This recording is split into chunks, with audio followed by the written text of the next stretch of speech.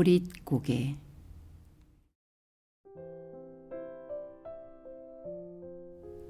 천고마비의 가을은 신비롭기까지 하다.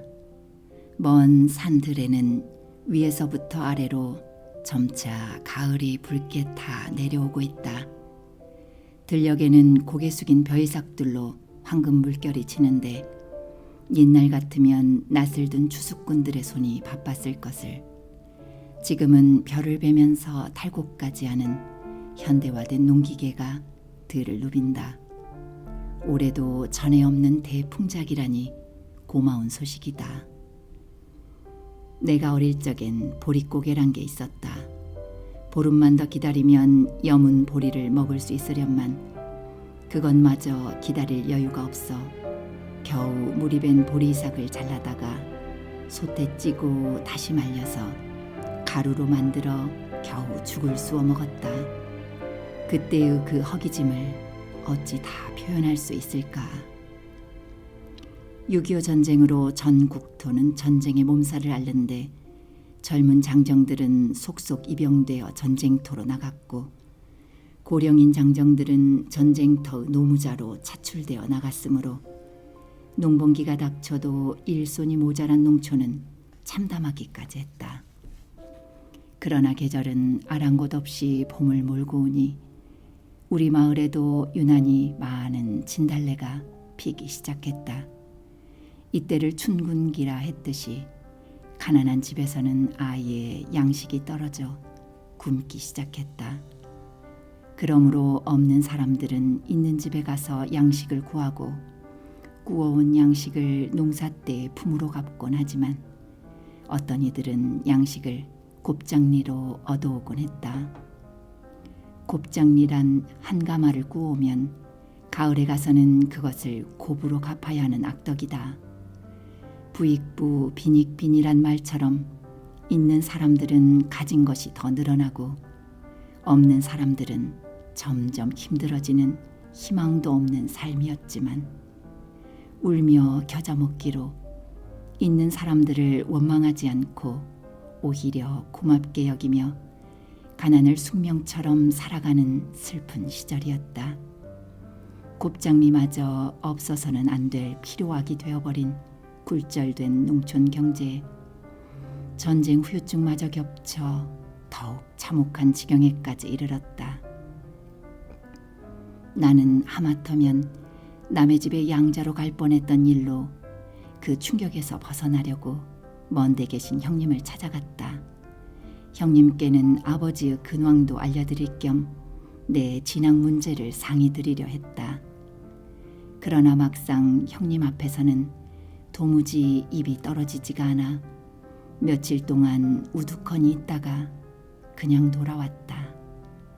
오면서 곰곰이 생각한 끝에 떠오른 묘안은 어떻게 해서든지 쌀 서말만 준비해서 그것을 가지고 멀리 객지로 떠나 고학을 해볼 계획이었다. 내가 굳이 쌀 서말을 필요로 한 것은 당장에 입학할 수 있는 입학금이 그만큼 되었기 때문이요. 멀리 떠나려 한 것은 아버지의 사정을 전혀 무시해야만 학교에 다닐 수 있었기 때문이었다. 그러나 쌀 서말을 어떻게 준비하느냐 하는 문제는 별 수 없이 곱장리로 얻는 길밖에는 다른 도리가 없었다. 그렇다고 쌀 서말이 큰 빚이 되어 눈덩이처럼 불어날 때는 어떻게 감당할 것이냐에 대해서는 별 묘안도 없었다.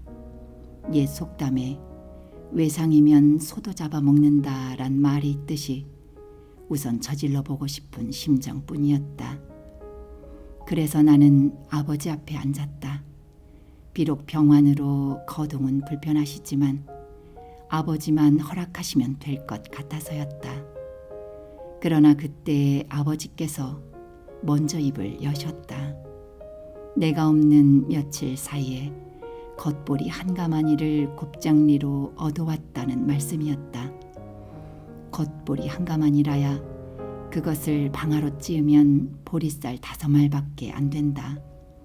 그러나 가을에 가서는 그것을 쌀로 한 가마니를 갚아야 하고 가을에도 갚지 못하면 그 이듬해에 또다시 곱으로 합산해서 갚아야만 한다.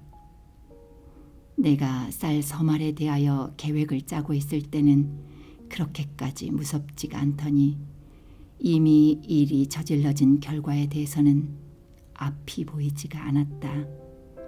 말씀을 듣는 순간 나는 갑자기 둔기로 뒤통수를 맞은 것처럼 정신이 잠깐 동안 혼미해짐을 느꼈다. 내 모든 희망이 깨지고 박살나버린 절망감이 감돌았다. 그때의 아버지의 표정을 보니 그 역시 벌써부터 채무의 위협을 느끼시듯 어두운 안색이었다. 나는 아무 말도 못하고 방을 나와 뒷산으로 올라갔다. 큰 나무들이 별로 없는 소나무들 사이로 올라가니 진달래가 만발해 있었다. 춘궁기를 맞이한 농촌 아이들에게 진달래꽃은 좋은 군것질감이었다. 나는 그것을 한 움큼 따서 입에 넣었다. 아무 맛도 없고 오직 뜨뜻한데 그것도 보통 군것질할 때의 맛이 아니었다. 진달래꽃을 꺾다가 용천배기에게 잡혀간다란 속설이 있었듯이 차라리 용천배기라도 나와서 나를 잡아갔으면 좋겠다는 생각이 불현듯 났다. 나는 거기에 있는 옛 무덤의 잔디 위에 벌렁 들어 누웠다. 그리고 팔베개를 하고 눈을 감았다. 몇 해 전에 윗마을에서 장마에 굴러내려온 큰 바위가 돼지 우리를 덮쳐 마침 새끼를 낳은 어미 돼지가 새끼들과 함께 즉사했다는 말을 들었던 생각이 떠올랐다. 그러자 우리 집에 들여온 겉보리 한가마니가 돼지 우리를 덮친 그 바위처럼 느껴졌다. 갑자기 중압감에 내 몸이 뒤틀려지는 것 같아 몸을 돌려 엎드려 이마에 발을 받쳤다. 그러자 이제는 외삼촌 댁에 태엽이 감기지 않아 고장난 채 시계바늘이 항시 제자리에 머물러 있던 벽시계가 떠올랐다. 내 입장이 마치 정주된 시계처럼 느껴졌다. 나는 답답하여 벌떡 일어나 앉았다. 해는 서산 너머로 이미 기울었고 월산 봉우리에만 조금 남아있던 빛마저 해가 거두어가고 만다. 그러자 큰 산에 가려진 마을은 서서히 어두움이 깔리기 시작했다. 이전에는 그렇게도 아름답던 황혼의 노을이 서산 너머 어딘가를 심술로 불질러 태우고 있는 것처럼 불안해 보였다. 그때 나는 모든 것을 체념하고 일어나 옷을 털었다. 그리고 겨우 길만 보이는 어두움이 깔린 산골짜기를 따라 내려와 건너편 조씨 노인 댁을 찾아갔다. 조씨 노인에게는 아들 둘이 있었으나 큰아들은 딸 하나를 낳고 죽었고 작은 아들은 군에 입대하여 복무 중이었다. 그리고 막내딸과 여자만 5에 모두 6 식구가 살고 있었다. 농토가 많지 않으니 큰머슴을 두고 일할 형편이 못되어 69세 된 노인 혼자서 농사를 짓고 있었다. 그런데 우리 아버지가 그 댁에서 겉보리 한가마니를 곱장리로 얻어오신 것이다. 나는 무릎을 꿇고 그에게 말했다. 내가 이 댁에 와서 머슴을 살고 그 빚을 갚겠노라고 했다. 그 말에 노인은 놀라는 표정을 하더니 곧 환하게 웃는다. 아버지께서도 후에 이 사실을 아시고 충격을 받으셨지만 아무 말씀도 안 하시고 오히려 고마워하시는 눈치였다. 그해 여름은 무척 가물었다. 그리하여 연 2해째 흉년에 접어들었다. 나는 나무하는 일과 풀 베는 일이 제일 힘들었다.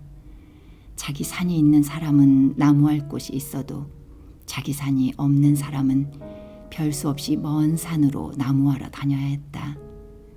조씨댁도 자기 산이 없으니 마찬가지였다. 매일같이 오후에는 소모기 풀을 베야 하나 극심한 가뭄은 논두렁마저 먼지가 날 정도로 풀을 말렸다. 그러므로 풀베기는 더욱 고민스러웠다. 혹 남의 논두렁에 가서 풀을 베다가 들키는 날에는 큰 봉변을 당하기가 일쑤였다. 간신히 찾은 짧은 풀을 잡고 낫질을 하다가 묵은 콩대나 돌이 튀어나오면 영락없이 손을 베고 만다. 그러므로 나는 거의 매일같이 손가락을 다쳤고 손에는 항상 헝겊을 감고 다녔다. 혹 산에 가서 다치면 소나무 껍질을 얇게 벗겨 그것으로 상처난 부위를 덮고 칡넝쿨로 감았다. 이 때문에 자면서도 앓는 소리를 하더란 말을 노인이 해주었다. 현순이라는 그의 17살 난 딸은 참으로 마음이 고왔다. 14살인 나는 그녀를 누나라 불렀다. 그녀는 나를 친동생처럼 사랑해 주었다.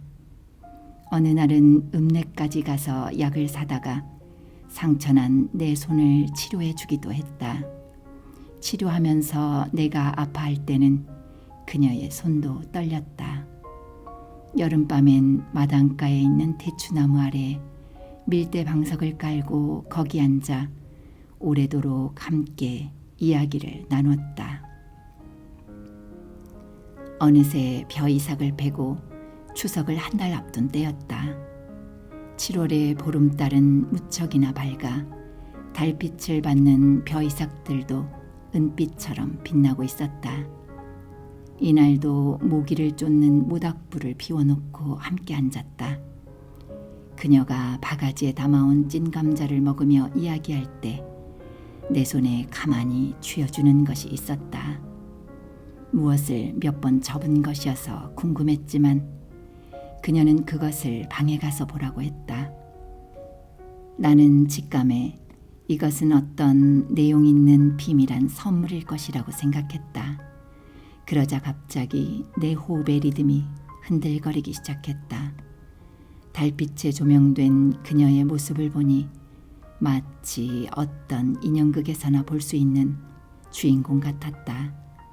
쌍꺼풀 진 움푹 들어간 눈매와 양볼에 나타나는 보조개가 더욱 그러했다. 나는 갑자기 서리가 내려앉은 것처럼 겨드랑이에서부터 한기가 올라옴을 느꼈다. 그날 밤 나는 등잔 불빛 아래서 그녀가 준 것을 펴보았다.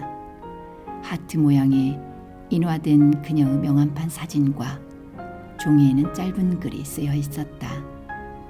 기동이, 나는 너를 진정으로 사랑해. 너는 꼭 성공할 거야. 나는 그것이 연애 편지일 거라고 스스로 해석하니 달빛 아래서 본 그녀의 현란한 모습이 자꾸 떠올라 잠을 이룰 수 없었다. 아침상을 들여오는 그녀의 얼굴은 조금은 상기된 것 같았고 수줍어 보였다. 이때부터 나는 나무하러 산에 갈 때마다 그것을 꼭 휴대했다. 그리고 그것을 펴보고 읽고 또 읽었다. 어느덧 가을 일이 끝나고 겨울이 닥쳤다.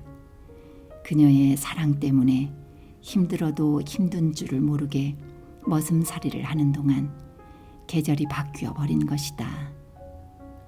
첫눈이 내린 아침, 나는 그녀의 아버지께 작별 인사를 하고 그의 집을 나옴으로써 8개월간의 머슴살이를 마감했다. 그간의 아버지의 병환도 많이 나아지셨으므로 어느 정도 활동이 가능해졌고 내게는 다시 향하게 불이 타오르기 시작했다.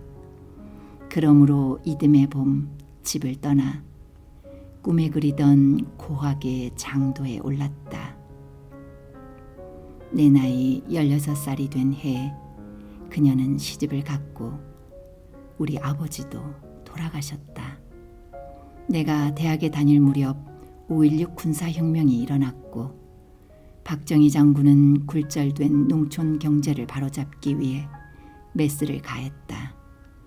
이로써 가난뱅이의 목을 조르고 눈물을 짜는 곱장리라는 사악한 괴물은 그의 칼날에 죽은 것이다.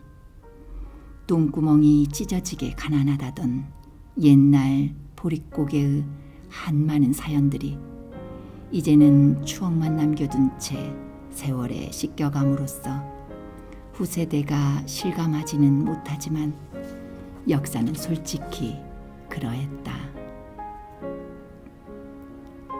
보름마다 가는 이발소에 가 앉았을 때 이제는 머리 염색 좀 하시죠? 라고 하는 이발사의 말에 거울을 자세히 들여다보니 어느새 머리엔 흰 서리가 소리 없이 내려앉아 있었다.